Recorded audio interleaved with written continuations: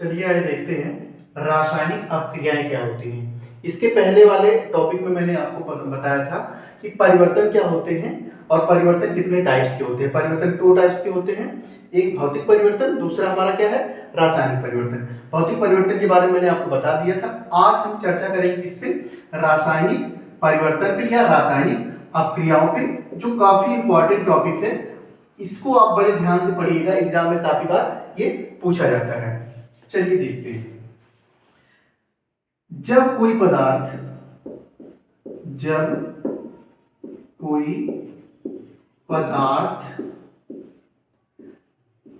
अकेले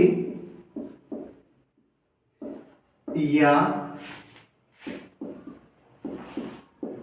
किसी अन्य पदार्थ के साथ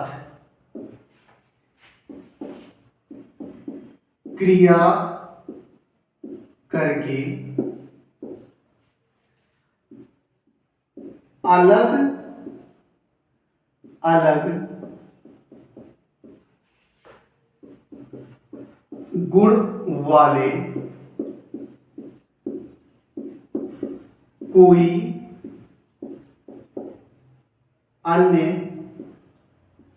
अन्य पदार्थ बनाता है तो इसे रासायनिक अपक्रिया कहते हैं। इसे क्या कहते हैं? रासायनिक अपक्रिया। कह रहा है जब कोई पदार्थ अकेले मतलब इंडिविजुअल या किसी अन्य पदार्थ के साथ क्रिया करके अलग गुण वाले कोई अन्य पदार्थ बनाता है तो उसे क्या कहते हैं? हम रासायनिक अपक्रिया कहते हैं। जैसे ए प्लस बी आपस में क्रिया करके क्या बनाते हैं? यहाँ पे ए बी बनाते हैं। लेकिन कंडीशन ये है कि जो ए बी है इसका जो गुण है, मतलब इसकी जो प्रॉपर्टी है, वो ए और बी की प्रॉपर्टी से क्या है? बिल्कुल अलग है। तो यही यहाँ पे लिखा हुआ है कि अलग गुण वाले कोई अन्य पदार्थ बनाता है। कहने का मतलब यह है कि जो ए बी है इसकी जो प्रॉपर्टी है वो ए और बी की प्रॉपर्टी से क्या है? बिल्कुल भिन्न है। तो इस प्रकार को हम क्या कहते हैं? इसको हम कहते हैं रासायनिक अपक्रिया। अब जो ए और बी है इनको हम क्या कहते हैं? रिएक्टेंट कहते हैं। इनको क्या कहते हैं? रिएक्टेंट कहते हैं, या फिर इन्हें अभिकारक कहते हैं, जो अपक्रिया में भाग लेते हैं, या इन्हें फिर क्या कहते हैं? हिंदी में अभिकारक कहते हैं। हिंदी में इन्हें क्या कहते हैं? अभिकारक कहते हैं, जो ये क्रिया में भाग लेते हैं, या फिर इन्हें क्या कहते हैं? रिएक्टेंट कहते हैं। और ये जो बन के आता है इन्हें हम क्या कहते हैं?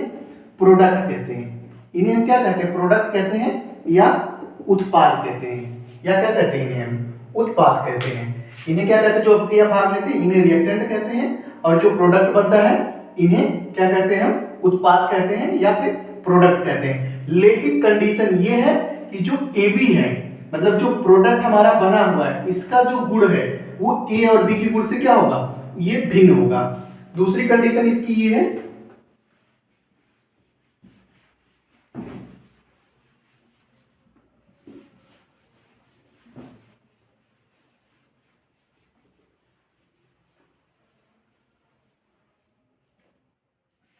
इसमें क्या होता है कि जो ना तो पदार्थ रासायनिक अपक्रिया या भौतिक अपक्रिया में, यहां पे एक नोट लगा के लिख लीजिए आप,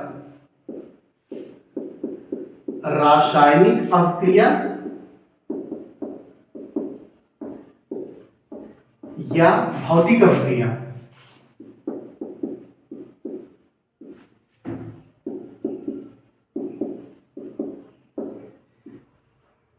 रासायनिक अपक्रिया या भौतिक अपक्रिया में पदार्थ का द्रव्यमान ना तो बढ़ता है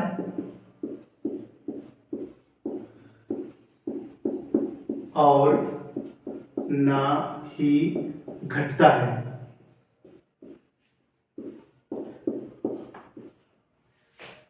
रासायनिक अपक्रिया में या फिर भौतिक अपक्रिया में पदार्थ का द्रव्यमान ना तो बढ़ता है और ना ही घटता है, अर्थात ये द्रव्यमान संरक्षण के नियम पर चलता है। ये कि इसको क्या कहते हैं, इसको कह सकते हैं द्रव्यमान संरक्षण का नियम।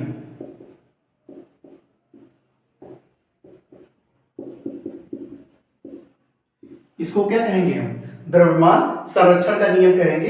इसीलिए हम क्या करेंगे, अभी आगे हम आपको बताएंगे जो है केमिकल रिएक्शन जो है उनको क्या करना, बैलेंस करने के लिए हम आपको आगे बताएंगे। आप ध्यान रखिए, रासायनिक अपक्रिया है या फिर भौतिक अपक्रिया, इसमें क्या है, पदार्थ का जो द्रव्यमान है ना तो वो बढ़ता है और ना ही घटता है, अर्थात द्रव्यमान संरक्षण के नियम पर ये वर्क करता है। चलिए इसके एग्जाम्पल कुछ बताते हैं हम आपको।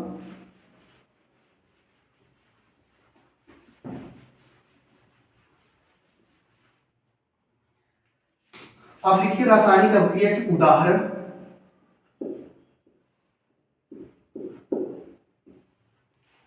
रासायनिक अपक्रिया के उदाहरण लिखिए आप, जैसे दूध से दही का बनना, दूध से दही बनना, ठीक है, दूध से दही बनना ये हमारा क्या है, रासायनिक अपक्रिया है। या फिर लोहे में जंग लगना, पहला ये हो गया, दूसरा ये है लोहे में जंग लगना, तीसरा आपको भोजन का पचना,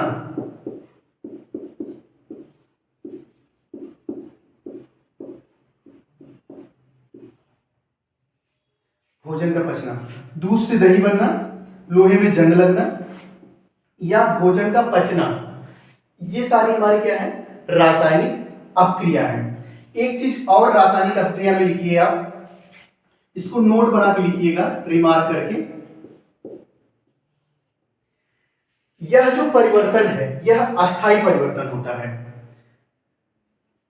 यह परिवर्तन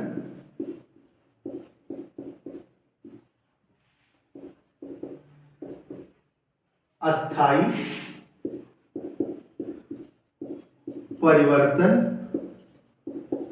होता है। अब जैसे दूध से दही बनना, अब दही बन गया तो फिर उसे दूध नहीं बना सकते हो, इसलिए कैसा परिवर्तन है, यह एक अस्थायी परिवर्तन है, इसमें मतलब चेंज नहीं है। जैसे भौतिक अवस्था में हमने बताया था कि वो रिवर्सिबल है, ये हमारा दूसरा क्या है, नॉन रिवर्सिबल है। पहली प्रॉपर्टीज की है कि ये अस्थायी है, दूसरी है ये अनुत्क्रमणीय, नॉन रिवर्सिबल इसे कहते हैं, अनुत्क्रमणीय।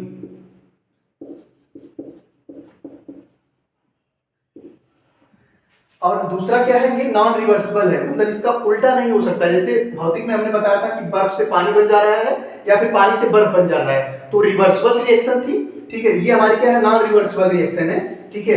इसमें पहली प्रॉपर्टी है कि अस्थायी, जैसे दूध से दही जब बन गया तो अब दही से दूध नहीं बना सकते हैं आप, लेकिन उसमें क्या था, भौतिक परिवर्तन में बर्फ से पानी या फिर पानी से बर्फ बनाया जा सकता था, तो इसलिए ये क्या है, अस्थायी परिवर्तन है और नॉन रिवर्सिबल है, अनुत्क्रमणीय क्रिया है।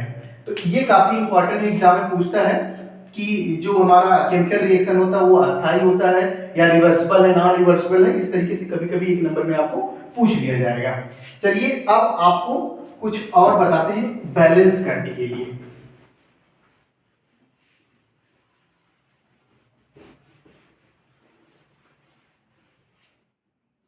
जैसे H2 प्लस Cl2 क्रिया करके क्या बनाएंगे, 2HCl, क्या बनाती है, 2HCl। यहाँ पे हाइड्रोजन कितना है, 2 है, यहाँ पे क्लोरीन कितना है, 2 है, यहाँ पे हाइड्रोजन कितना है, 2 है, यहाँ पे क्लोरीन कितना है, 2 है। तो ये हमारा क्या है, बैलेंस इक्वेशन है, इसमें हाइड्रोजन और ये क्लोरीन आपस में क्रिया करके 2HCl यहाँ पे बनाया, ठीक है।